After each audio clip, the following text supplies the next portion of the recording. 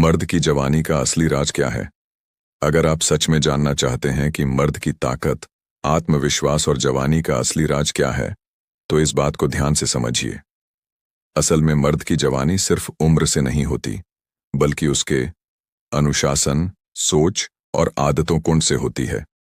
जो मर्द अपने शरीर का ख्याल रखता है, रोज मेहनत करता है, अपने लक्ष्य पर फोकस करता है और बुरी आदतों से दूर रहता है, उसकी जवानी लंबे समय तक बरकरार रहती है।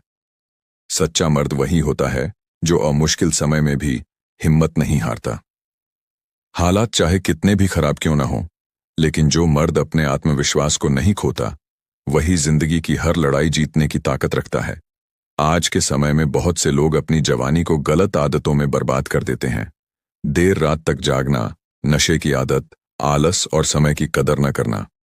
लेकिन जो मर्द अपनी उस सेहत, समय और मेहनतों की कीमत समझता है, वही अपनी जवानी को सही दिशा में इस्तेमाल करता है।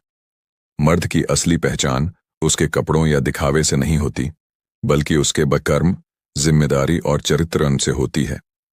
जो मर्द अपने परिवार की जिम्मेदारी उठाता है, अपने माता पिता का सम्मान करता है और अपने सपनों के लिए दिन रात मेहनत करता है, वही असली मर्द कहलाता है। याद रखिए, जवानी एक ऐसा समय है जब मर्द चाहे तो अपनी जिंदगी बना भी सकता है और बिगाड़ भी सकता है।